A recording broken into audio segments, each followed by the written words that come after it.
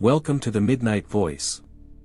If you're new here, this channel is dedicated to real experiences, the kind of stories that don't feel dramatic while they're happening, but stay with you long after. If you have a personal story you'd like to share, something strange, unsettling, or simply hard to explain, you can send it to the Gmail listed in the description. I read through submissions, and some are featured in future episodes. Now, let's get into tonight's story. I wasn't supposed to be working that night. My name is Kyle, and back in 2018, I was a 23-year-old college student trying to pay my way through school. I had a part-time job during the day at a grocery store, but it wasn't enough to cover rent and tuition, so I picked up overnight shifts at a nursing home on the outskirts of town. The place was called Meadowbrook Gardens, and it was one of those facilities that looked nice in the brochures but was seriously understaffed and underfunded. The residents were mostly elderly people with dementia or Alzheimer's, people whose families had parked them there and visited once a year on Christmas if they remembered. My job was simple. I was a night aide, which meant I walked the halls from 11 p.m. to 7 a.m., checking on residents, helping anyone who needed to use the bathroom, and making sure nobody wandered off or hurt themselves. There were 3 of us on the night shift, me, a nurse named Wendy who had been there for 20 years, and another aide named Marcus who was about my age. Wendy stayed at the nurse's station most of the night, doing paperwork and watching the monitors. Marcus and I split the hallways, each responsible for about 30 residents.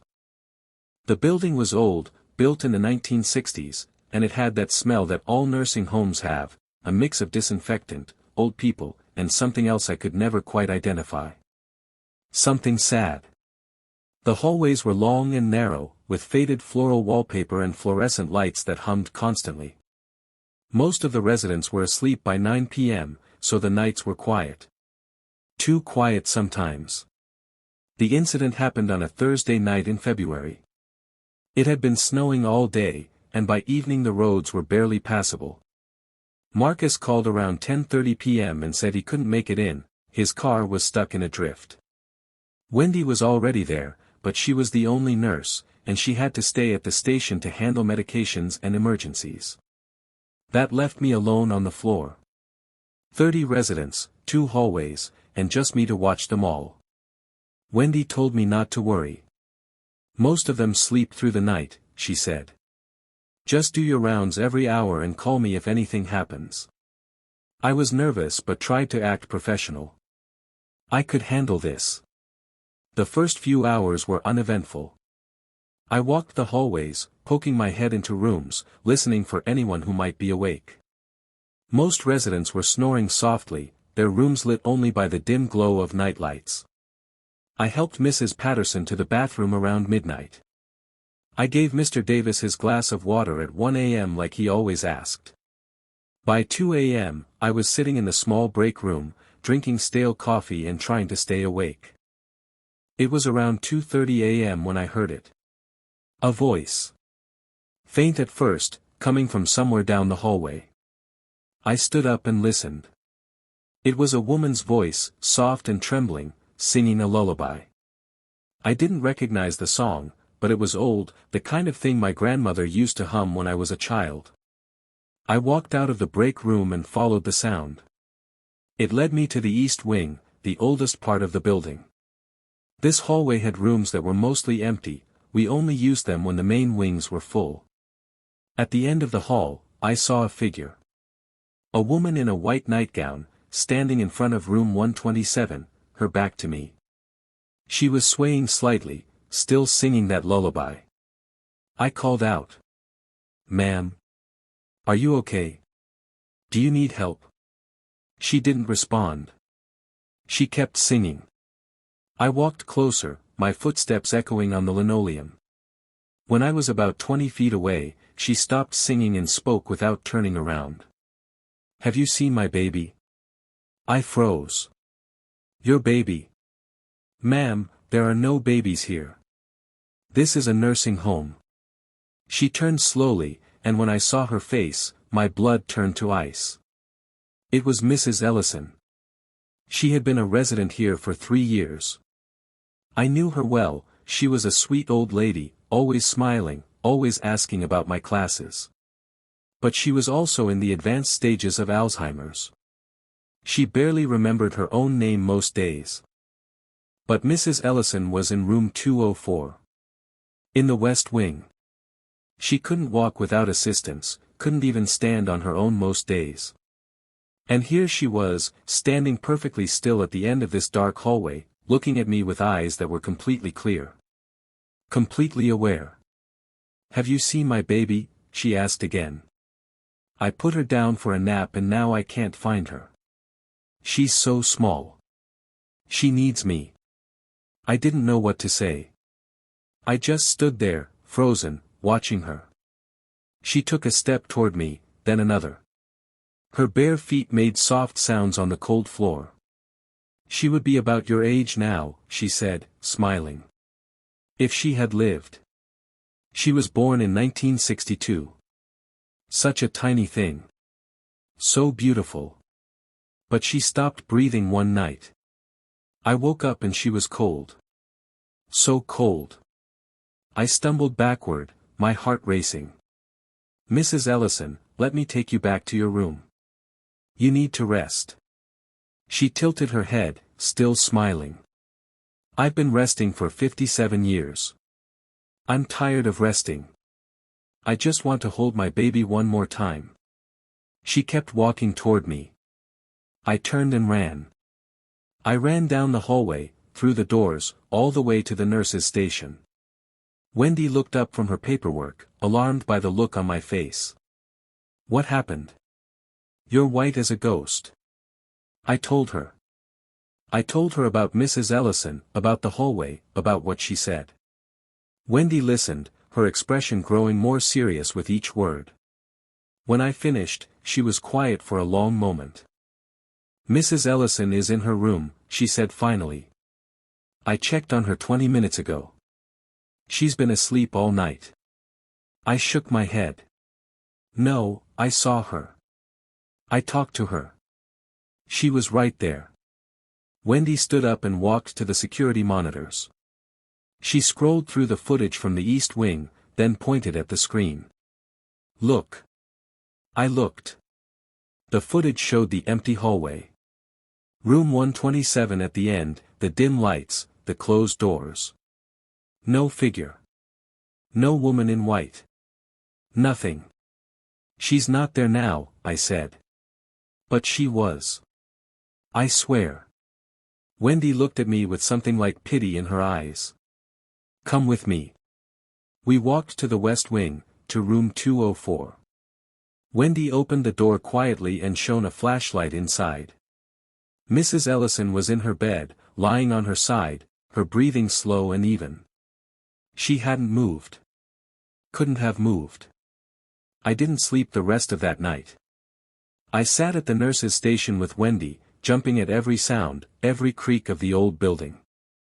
When my shift ended at 7 a.m., I went home and collapsed into bed, trying to convince myself it was just exhaustion, just my mind playing tricks. But I couldn't forget that smile. Those clear, aware eyes. The way she talked about her baby like it was yesterday. I asked Wendy about it the next night. She hesitated, then told me the story. In 1962, a young woman named Margaret Ellison had given birth to a baby girl. The baby was premature, fragile. She lived for 3 weeks in the hospital before passing away. Margaret never had another child. She carried that grief with her for the rest of her life, and when Alzheimer's took her memories, it took everything except that one. Some nurses said they'd seen her walking the halls at night, looking for her baby. Always around 2:30 a.m. Always singing that same lullaby. I worked at Meadowbrook for another 6 months. I never went near the East Wing after 2 a.m. again. But sometimes, when I was doing my rounds on the other side of the building, I would hear it. That faint, trembling voice. That lullaby. And I would whisper a prayer for Mrs. Ellison, and for the baby she never got to hold. I left that job eventually, moved on to better things. But some nights, when I can't sleep, I still think about that dark hallway. About the woman in white. About the saddest words I've ever heard. "Have you seen my baby?"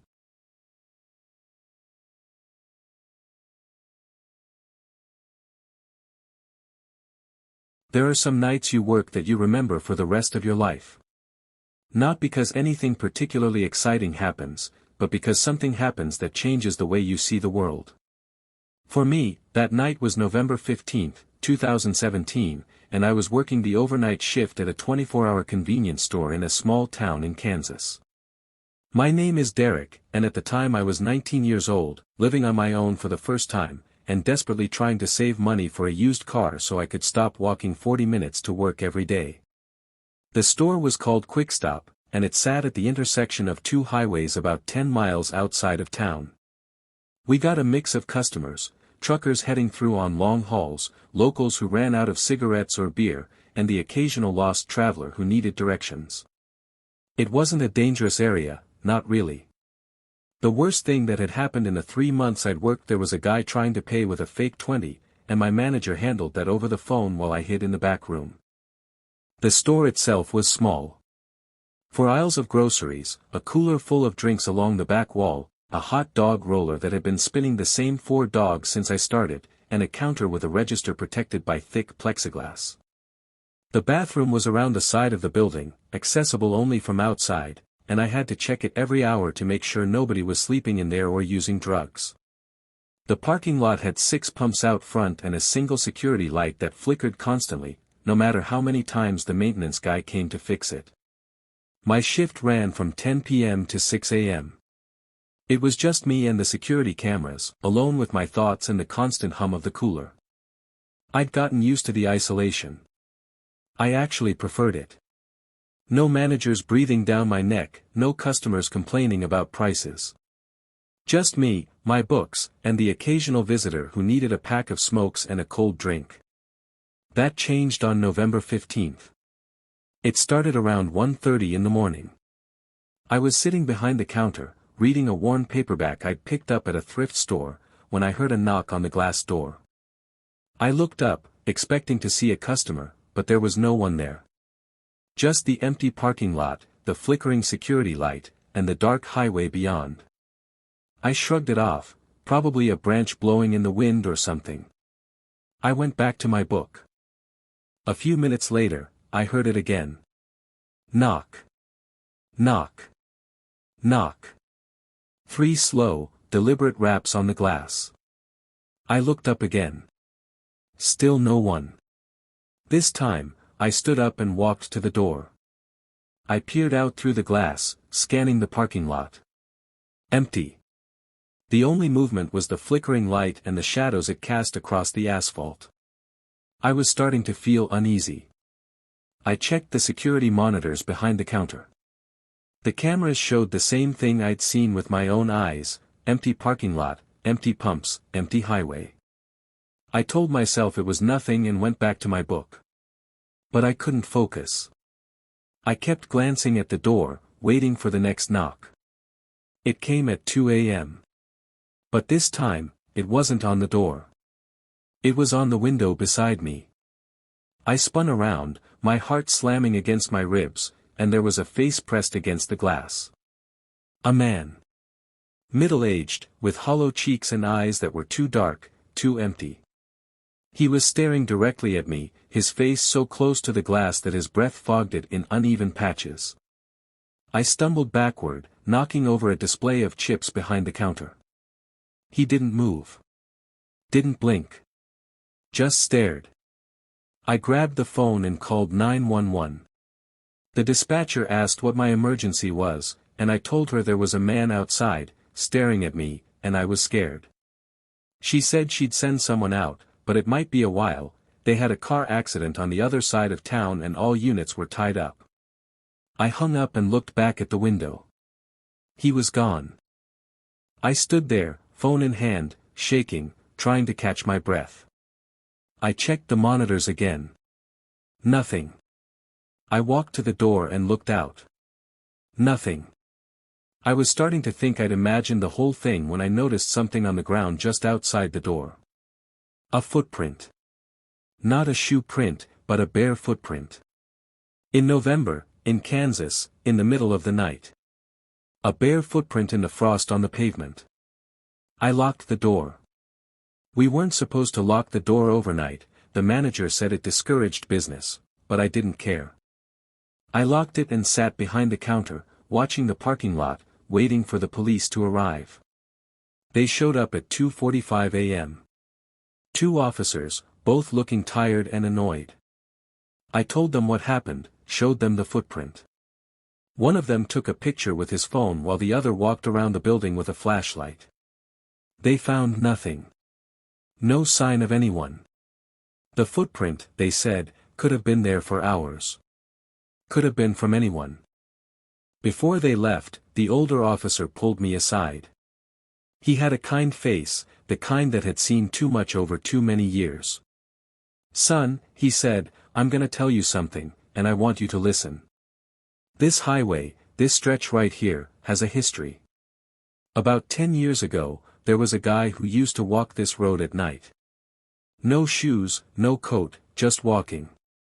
He had some kind of mental problems, schizophrenia, they said. Lived in a group home about 20 miles south. One night, he wandered off and they never found him. Search parties looked for weeks. Nothing. But every once in a while, someone around here reports seeing a barefoot man standing outside their window at night. Just standing there. Watching. I didn't sleep the rest of that shift. I sat with my back to the wall, watching every window, every door, jumping at every sound. When the sun finally came up at 6:30, I nearly cried with relief. I quit that job the next day. I told my manager I couldn't handle the overnight shifts anymore. He didn't ask questions. I think he already knew. I moved to Wichita a few months later. I work a normal job now, with normal hours, and I live in an apartment on the 3rd floor where no one can reach my windows. But sometimes, late at night, I still think about that face. Those hollow eyes. That bare footprint in the frost. And sometimes, when I'm walking home after dark, I catch myself glancing over my shoulder, checking the shadows, making sure I'm alone. Because once you've seen something like that, you never stop looking for it. And you never stop being afraid that one night, you'll turn around and it'll be standing right behind you. I took the job at Allied Distribution Center in the summer of 2016 because I had no other options. I was 25, fresh out of a relationship that had left me broke and living in my cousin's basement, and I needed something that paid more than minimum wage. The warehouse was a massive building on the outskirts of Indianapolis, one of those places that looked like a giant metal box dropped in the middle of nowhere. They hired anyone with a pulse and a willingness to work the night shift, which is how I ended up there. My shift ran from 8 p.m. to 6 a.m., 4 nights a week. The job was simple. I drove a forklift, moving pallets of merchandise from the loading docks to their designated spots in the warehouse. It was monotonous work, but it paid the bills, and I didn't have to talk to anyone for 10 hours. Most nights, the only other people in the building were a handful of other forklift drivers, a supervisor who stayed in his office watching Netflix, and the maintenance guy who showed up around 3 a.m. to clean up. The warehouse itself was enormous. Rows of steel shelving stretched as far as you could see, stacked with boxes and pallets that reached toward the ceiling. The lights were on motion sensors, so most of the building was in darkness unless you drove through it. The only constant illumination came from the loading dock area and the break room, which had flickering fluorescent lights that gave everyone headaches. I'd been working there for about 3 months when the strange things started happening. It began with sounds. I'd be driving my forklift down an aisle, and I'd hear footsteps behind me. Not the heavy boots of another worker, but soft footsteps, like someone walking barefoot. I'd stop and look back, but there was never anyone there. The aisle would be empty, just rows of pallets stretching into darkness. I told myself it was just the building settling, or maybe the echo of my own forklift playing tricks on me. Then the shadows started moving. There was a particular aisle I hated, aisle 47, near the back of the warehouse. The lights there were always malfunctioning, so half the aisle was pitch black. You had to drive through it with your forklift's headlights on, hoping you didn't miss a pallet or run into something. One night, I was driving through aisle 47 when I saw a shadow move between two stacks of boxes. Not a trick of the light, a definite, human-shaped shadow, sliding from one side to the other. I slammed on the brakes and sat there, heart pounding, staring into the darkness. Nothing moved. Nothing happened. After a long minute, I drove on. I mentioned it to one of the other drivers during our break. He was an older guy named Roy, who'd been working there for 15 years. He listened to my story, then looked at me with tired eyes. "Stay out of aisle 47, he said. "That's all I'm gonna tell you. Just stay out of it." "Why?" I asked. "What's in aisle 47? He shook his head and walked away. I didn't push it. The next week, the maintenance guy didn't show up for his shift. Nobody thought much of it at first, people called in sick all the time. But when he didn't show up the next night either, the supervisor started making phone calls. That's when we found out that he'd been found dead in his apartment. Heart attack, they said. He was 53 years old. The night after we found out, I was working my usual shift, trying not to think about the dead maintenance guy or aisle 47 or any of it. Around 3 a.m., I needed to use the bathroom. The closest one was near the back of the warehouse, not far from aisle 47. I told myself it would be fine, I'd just run in and out, no problem. The bathroom was small and dirty, with a single stall and a sink that dripped constantly. I did my business and was washing my hands when I heard it.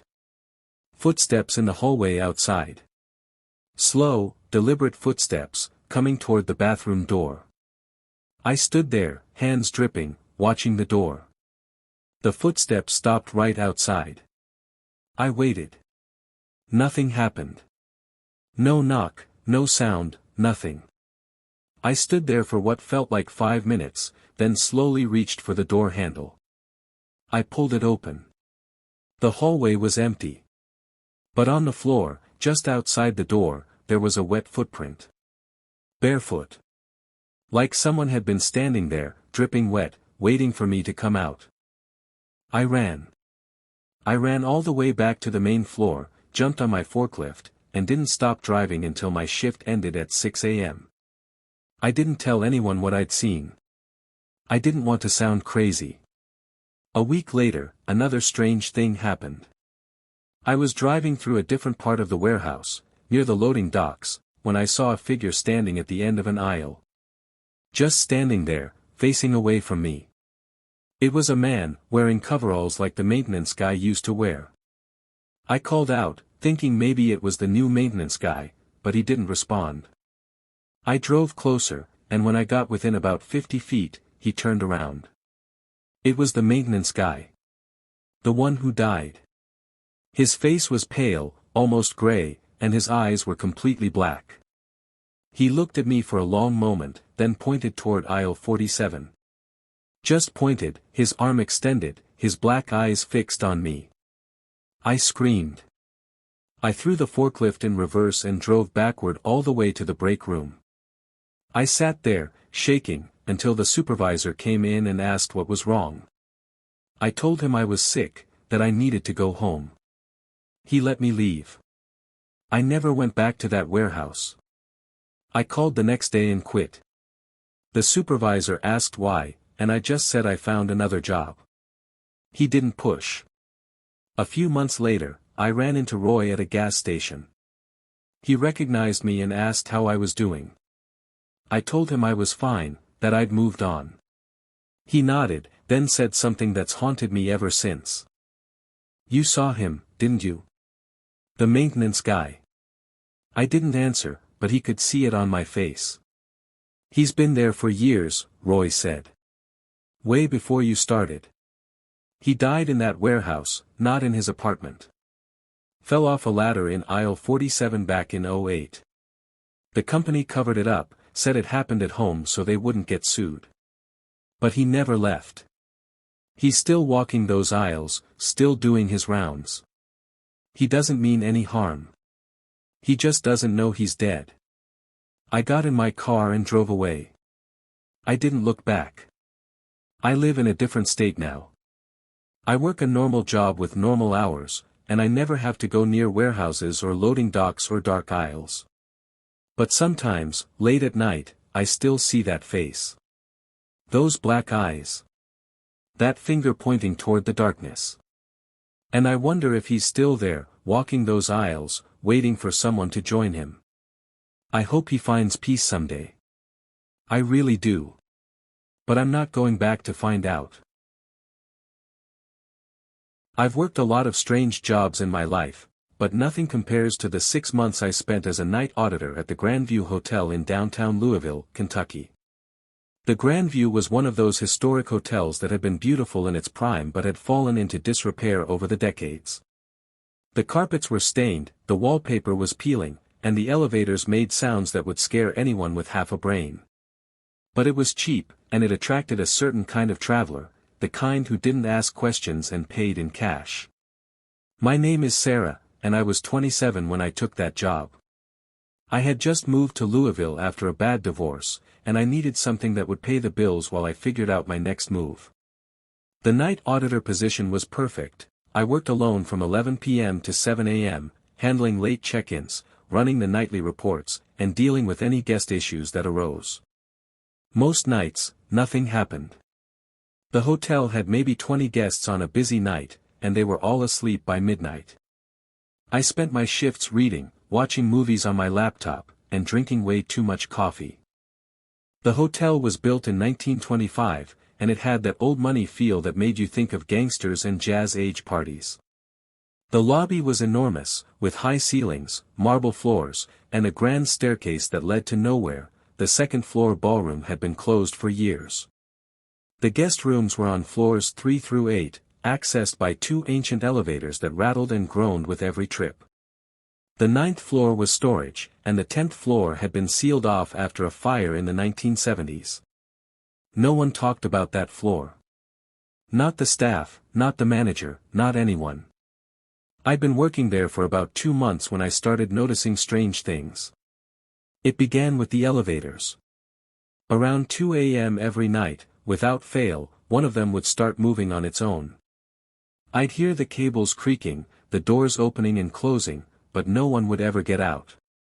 I checked the security monitors. The elevator would travel to different floors, stop, then return to the lobby. Empty every time. I mentioned it to the day manager, and she just shrugged. The elevators are old, she said. They do that sometimes. I accepted that explanation. I had to. The alternative was too strange to think about. Then came the night of March 23, 2018. It was a Friday, around 3 a.m. I was sitting at the front desk, working on the nightly reports, when I heard footsteps on the grand staircase. I looked up, expecting to see a guest coming down for some reason, but the staircase was empty. The footsteps continued, slow and deliberate, descending step by step. I stood up and walked to the base of the stairs, listening. The footsteps stopped. Then they started again, but this time they were coming from the second-floor landing, heading back up. I stood there for a long moment, trying to decide what to do. Finally, I called out, "Hello? Is someone there?" Silence. Then, very faintly, a woman's voice. "Help me." My blood ran cold. I grabbed the phone and called security, not that we had real security, just an old guy named Earl who sat in the basement and watched TV all night. He didn't answer. I called the front desk phone in the lobby, hoping to reach myself. I don't know what I was thinking. I was panicking. The voice came again, louder this time. "Help me. Please. I can't get out." I looked up at the second-floor landing. There was a figure standing there. A woman in a white dress, her back to me, her hair long and dark. She was standing perfectly still, facing the wall. I should have run. I should have called the police. But something made me walk toward her. Maybe it was curiosity. Maybe it was some stupid instinct to help. I climbed the stairs slowly, my heart pounding in my ears. When I reached the second-floor landing, she was gone. But the door to the ballroom was open. The ballroom had been closed for years. The door was always locked. But now it stood open, revealing darkness beyond. I could hear music coming from inside. Old music, from decades ago. A big band playing a waltz. And laughter. Dozens of voices, laughing and talking. I stepped through the doorway. The ballroom was transformed. Chandeliers blazed with light. Couples in vintage clothing danced across the floor. Tables were set with white linens and fine china. It was a party, a beautiful, elegant party from another time. And in the center of it all, the woman in the white dress was dancing with a man in a tuxedo. She looked at me and smiled. She was beautiful. Young. Happy. Then the man she was dancing with turned to look at me, and his face was wrong. It was melted, distorted, like wax left too close to a flame. His mouth opened, and instead of words, smoke poured out. Black, choking smoke that filled the ballroom.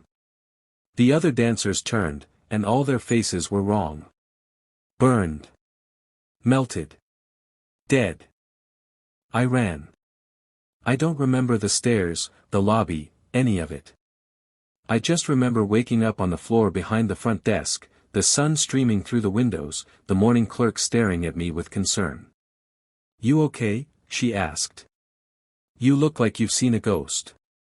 I quit that day. I didn't give notice. I just walked out and never came back.